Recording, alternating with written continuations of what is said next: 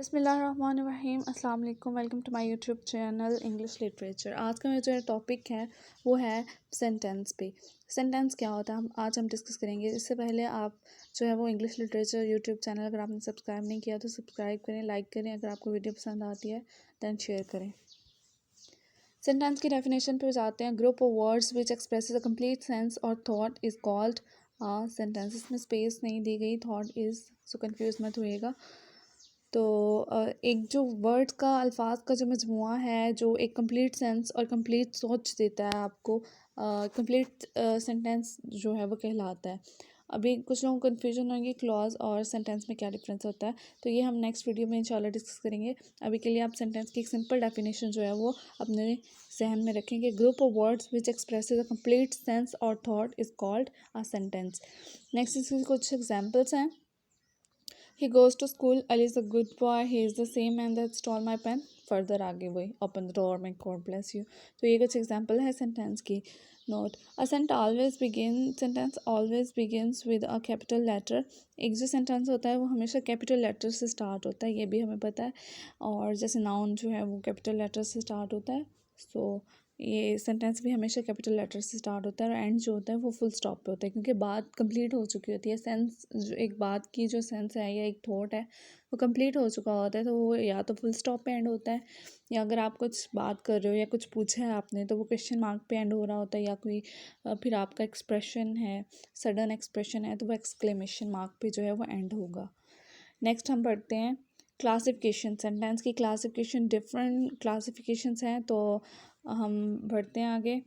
Classification bye purpose, ठीक है। अब हम सेंटेंस की क्लासिफिकेशन बाय पर्पस पर फोकस करेंगे, जिसमें हमारे पास डिफरेंट टाइप्स ऑफ सेंटेंस आ जाती हैं, like declarative, imperative, interrogative, negative, exclamatory and optative. Further हम बात करेंगे सबसे पहली जो है वो डिक्लेरेटिव सेंटेंस की। डिक्लेरेटिव सेंटेंस मेक्स assertions और states an idea without expecting a reply. A sentence that makes a statement, provides a fact, offers an explanation or conveys information.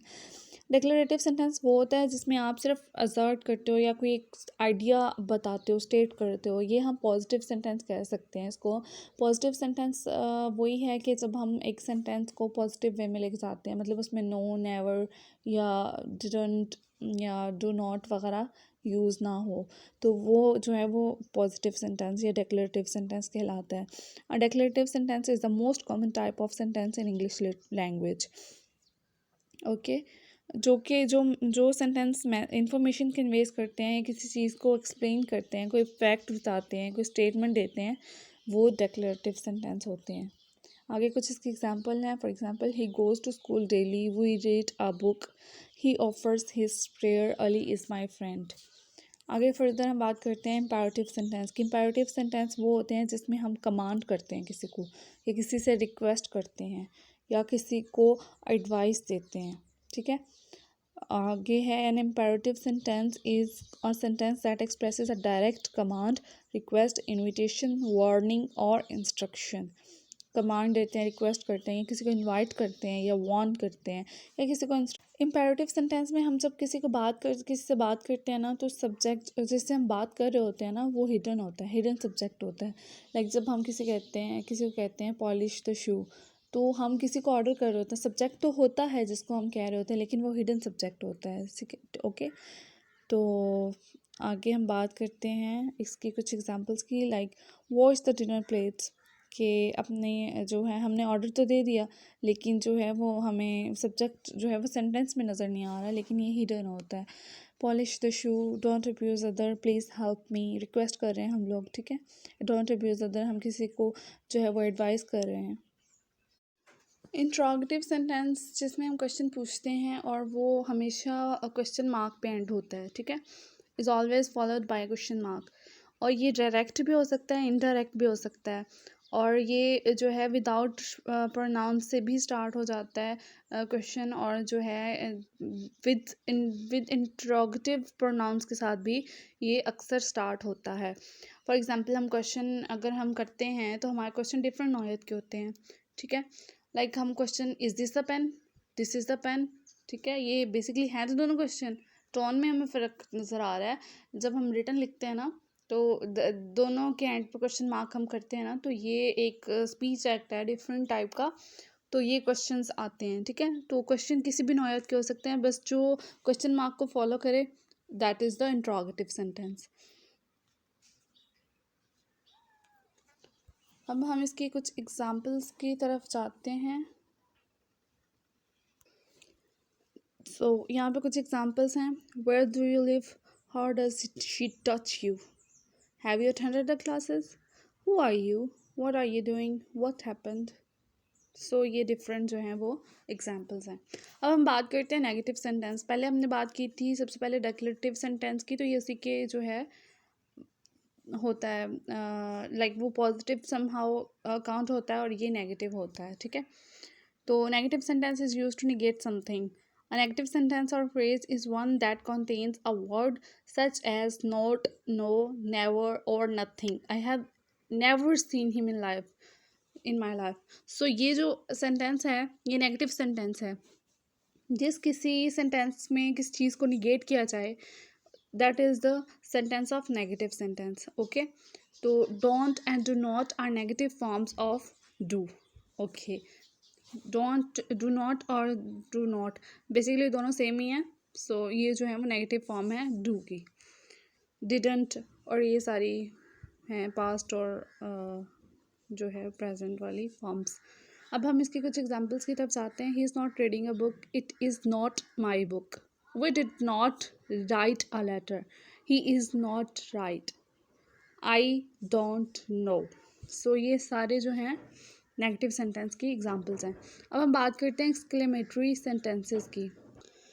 Exclamatory sentence वो होते हैं जिसका एंड जो है वो exclamation mark पे हो, ठीक है। एंड नहीं तो जो वो फीलिंग सडन फीलिंग्स है ना उसके बाद किसी ऐसा सेंटेंस जिसमें एक्सक्लेमेशन मार्क यूज़ किया गया हो। चलिए डेफिनेशन की तरफ चलते हैं। An exclamatory sentence expresses strong feelings of joy, sorrow and wonder.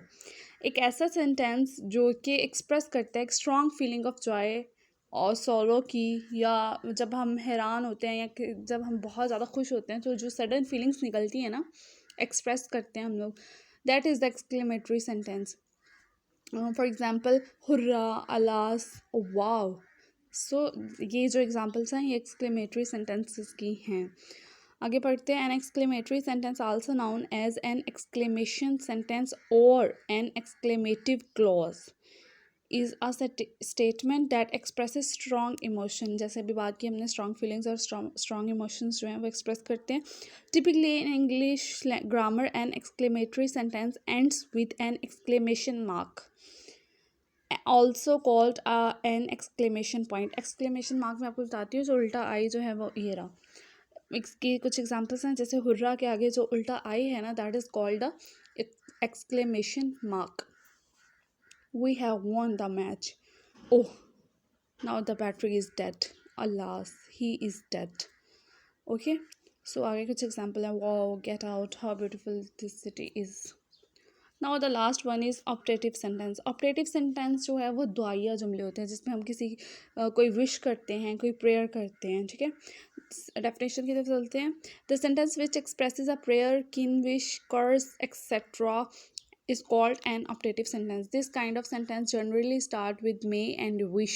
Sometimes may remains hidden. वो कहते हैं कि ये क्वेश्चन मोस्टली जो है वो स्टार्ट होते हैं मे और विश के साथ, बट समटाइम्स मे जो है वो रिमेन हिडन रहता है। कुछ एग्जांपल्स हैं इसकी। May God bless you, may you live long, would that I were your friend. First जो हमारा ख़त्म होता है द एंड होता है। Please do like, subscribe and share.